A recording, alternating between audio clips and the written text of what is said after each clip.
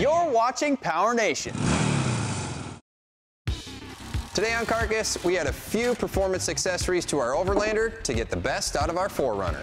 Plus, show you some tips on how to remove the trail rash from your off-road vehicle. Then we head to a new OHV park to evaluate how well our new parts handle the trails.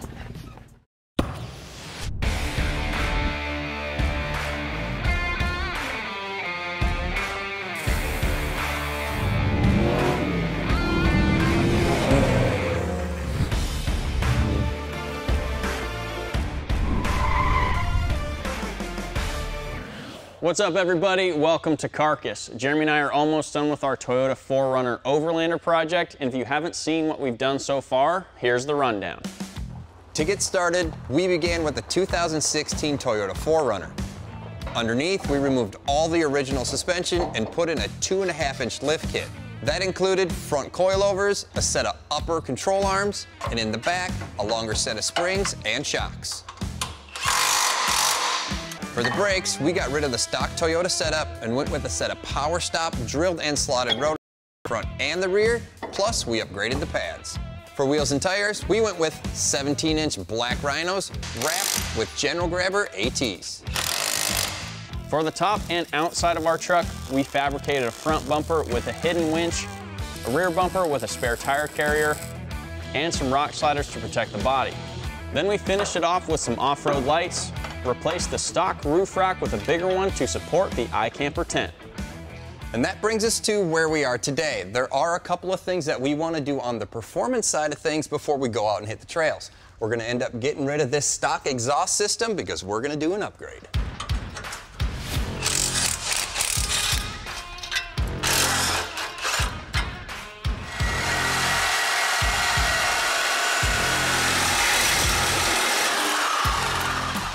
All right, to get the hangers off, here's a little tip. If you spray down like the rubber and stuff with some penetrating oil or some deep creep like Seafoam has, it just helps everything come off a little bit easier. So I'll go ahead, spray down all of the hangers, and then we'll use a pry bar and pry all of them off.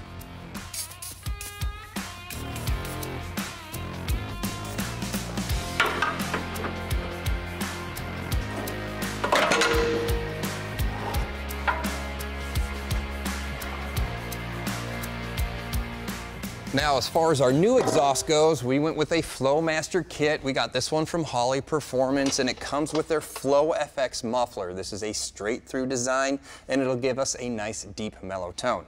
As far as the rest of the kit goes, this is 409 stainless steel. It's 2.5 inches in diameter, and it is mandrel bent. This is a direct fit system. There's no welding involved, and it does come with its own clamps. So all we got to do is get this up into our 4Runner.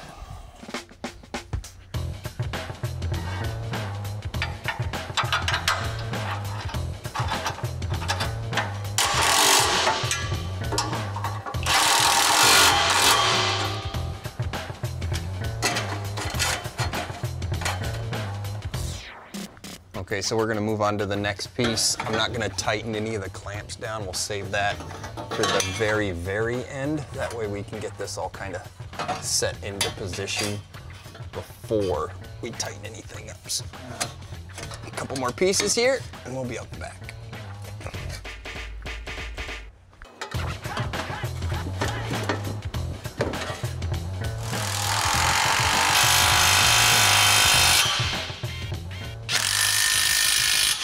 All right, that wraps up the exhaust system. There's a couple things we want to do underneath the hood and in the cab, so let's get this thing on the ground.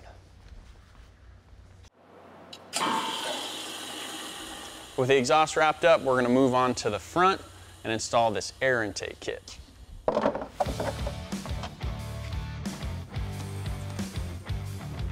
I'll unplug some sensors and remove the old intake, the old stuff out of the way. Also getting rid of the old filter.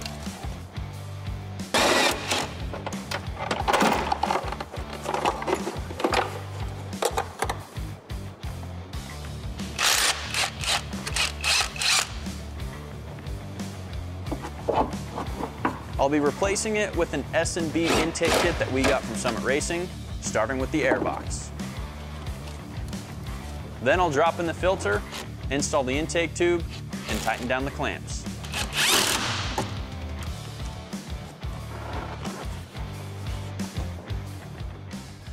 All right, so the last thing we're going to be doing on the performance side of things is we're going to be installing this Bully Dog thruster throttle enhancement device. Now what this does is go in between the connections on your throttle pedal, and it gives you a little extra throttle response. So if we have to merge into traffic, now that we have all this extra weight hanging on the 4Runner, or if we're out on a trail and we need a little boost to get over an obstacle, this is going to help out with that. They are extremely simple to install, just a couple connections right under the dash.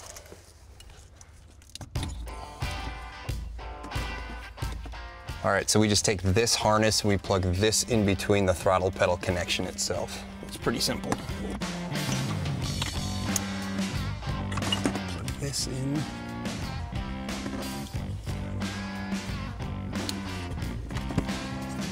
And we'll just put the actual device part on there. And the cool part is in here, this little, there we go. Put that back on there. I can click in here. And then we just connect the little dial to this port right here, and we'll run that dial up to the dash. And we'll just plug this in under the dash here.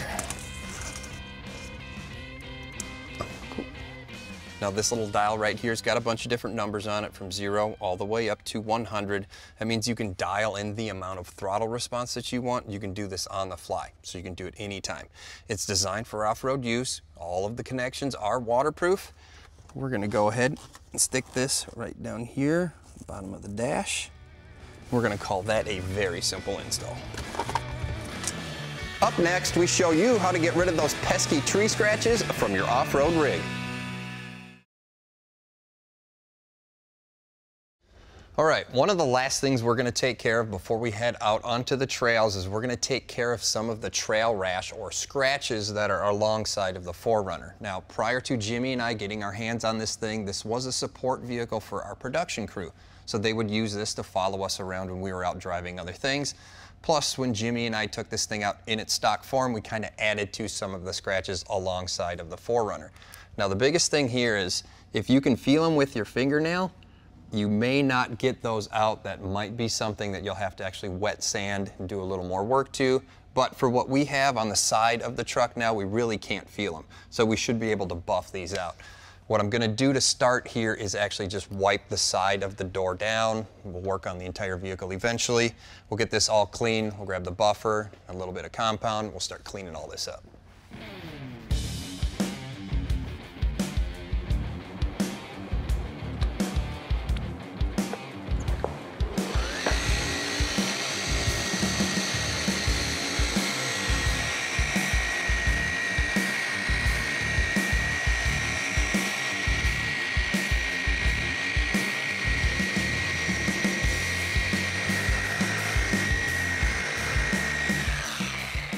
All right, that should take care of most of it. We are gonna wipe it down with a microfiber towel. We'll take a peek here and see what it looks like.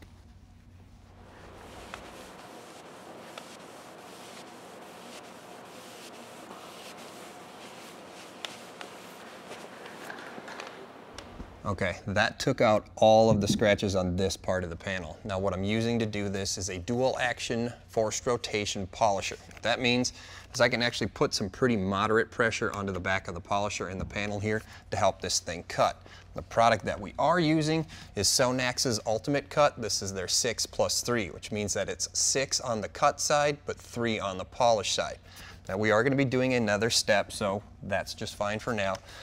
Now when we're working on the door or when you're working on your fender or whatever panel, you want to work in small sections, something like 6x6, maybe up to a foot square, but that's all. What you don't want to do is try to do the entire door, because by the time you start working here and get to this end, the polish is already going to be dry, so you can't go back over it. So you're going to work in small areas. So I've got a couple, 3, 4 more areas to do here, so I'm just going to keep rolling.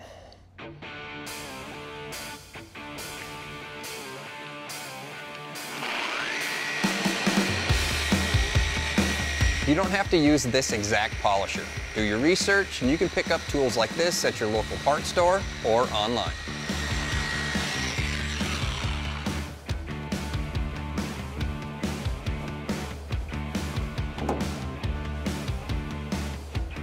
Okay, so that's step one. Now we're gonna move on to step two. We've got a couple different things. We're gonna end up using more of a polisher to do this step. Plus we're gonna be using their 4 on the cut side and the 6 on the gloss side. So this is really gonna bring the shine out of the panel. We're gonna do the exact same thing. We're gonna work in small areas, kind of jump around, try not to let anything dry. And on this step, the biggest thing is the more time you spend on it, the shinier it's gonna be. So it's gonna have more gloss the longer you spend on your door. So depending on how much damage you have or what you're trying to take care of or the project you're working on, that'll kind of just tell you how much time you want to spend on it. And granted, this is going to go out, get trail rash again, but we still want it to look good.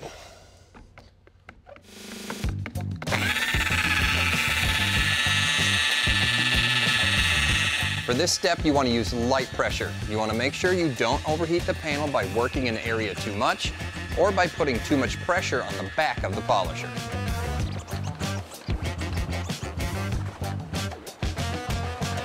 Okay, one thing to note here is you don't need big fancy tools to do something like this. All you need is a rag and a good compound that can do some cutting.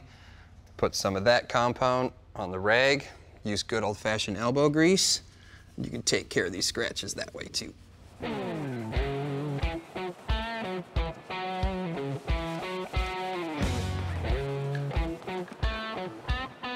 Okay, now there's two big pluses in doing something like this. Not only are we taking the scratches out of the panel, but we're also doing some paint correction or paint restoration. By buffing out our clear coat, we're actually taking all of the junk that may be sitting on top of the clear off of it. So if you listen to the panel that we haven't buffed, you can hear there's a lot of junk in it. Versus over to the panel that we did buff, there's no junk in it. That's just gonna help our 4Runner's paint last a lot longer, and it's just gonna look a lot better. Now, I've got a bunch of panels yet to do. I'm actually got to do the whole side of our 4Runner yet. Then we're gonna take our Overlander out, and we're gonna run this thing down the trails. We head out to a new off-road park with some amazing views.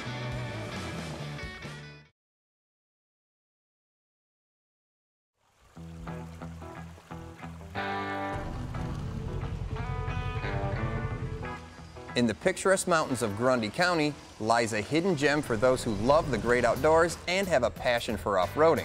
Colemont OHV Park is the only city-owned off-road recreational area in Tennessee. It's located about an hour northeast of Chattanooga in a tiny old coal mining town of Colemont. It all started when the city purchased some old logging and rock harvesting acreage in the bluffs of southeast Tennessee. In 2016, a grant for construction was approved and the planning began. The now 1,300 plus acres of rolling hills and cascading creeks is home to new adventures for the off-road enthusiast. Well, really what we designed is a 2 or 3 day park for people, vacation or the weekend warriors, that type crowd. We have anywhere from motorcycles to four-wheelers to side-by-sides to the Overlanders. People want to make a week out of it, here it is. Still in its infancy, the park has a little over 35 trails that span more than 28 miles through some of the most scenic landscape you'll ever see. But the trails didn't reveal themselves easily.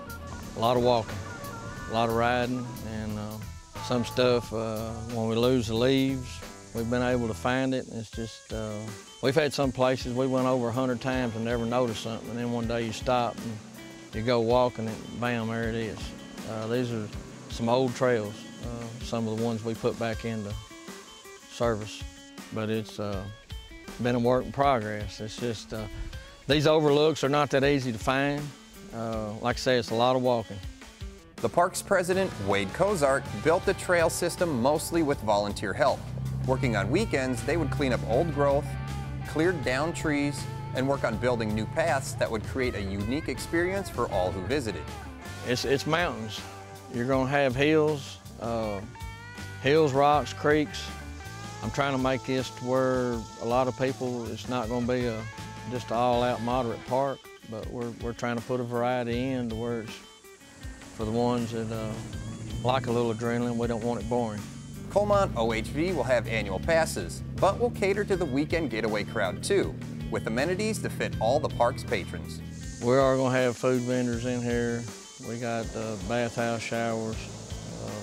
We got 15 50 amp hookups, 6 30 amp hookups with water on both. 30 primitive camp spots with 2 big group camp spots. So if you're looking for a weekend adventure with long, winding, scenic trails and with some mild difficulties that will keep you wondering what's next, then Colemont OHV has what you desire. Our 4Runner is ready for some action as we run it through the gauntlet at Colemont.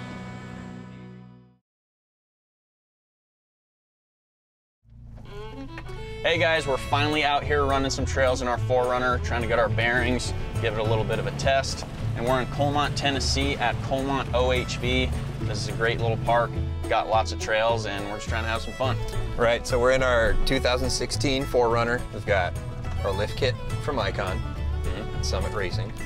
We've got our general grabbers, our ATs. Yep. We built our sliders and our bumpers. We have a winch from Warren up front. Yeah. That kind of sets us up for being down here, out here, and almost taking out the mirror. Yeah, and sliding in the mud and this almost. Close. Yeah, just.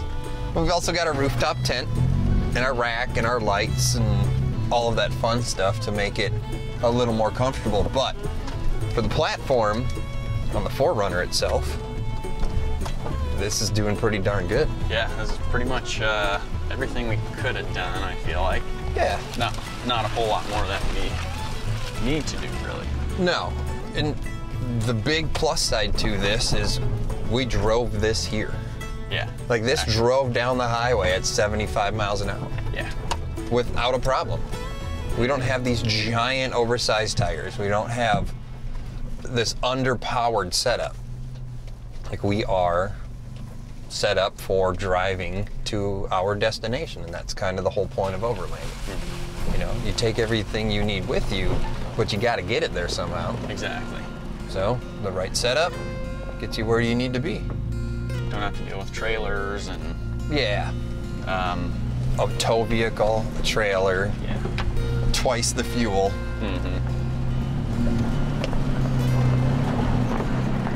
I think this is going to turn out all right. Yeah.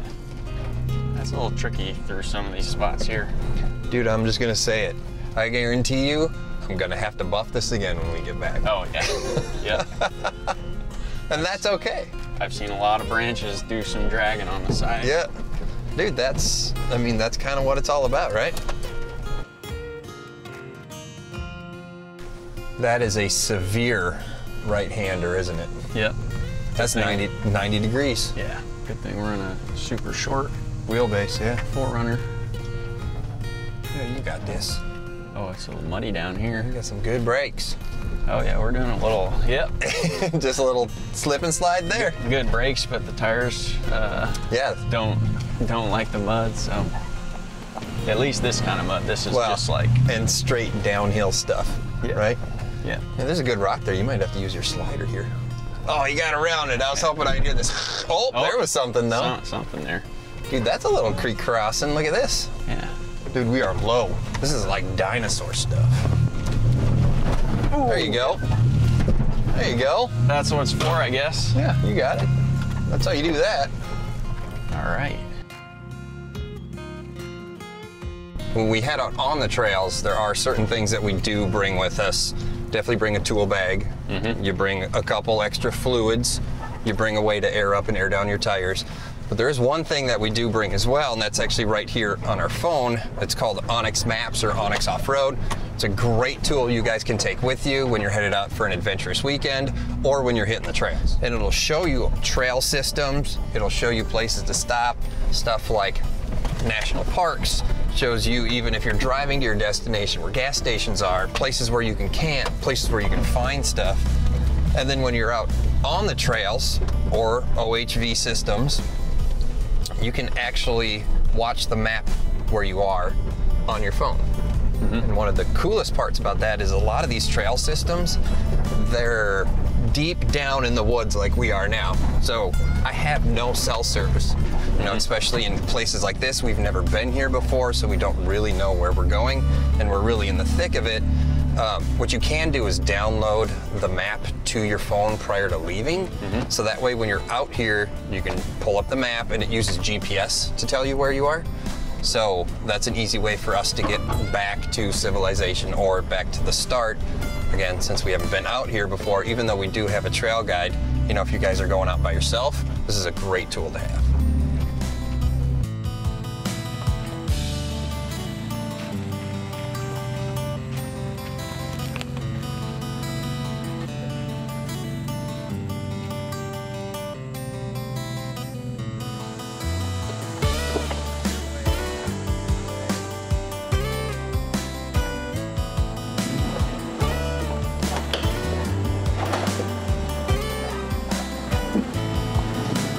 Man, this is pretty slick. Yeah, it's awesome. Dude, I don't know of any other place where you truly can drive out on a set of flat rocks like this. You could even camp down here. There's already been a campfire. Yep. So.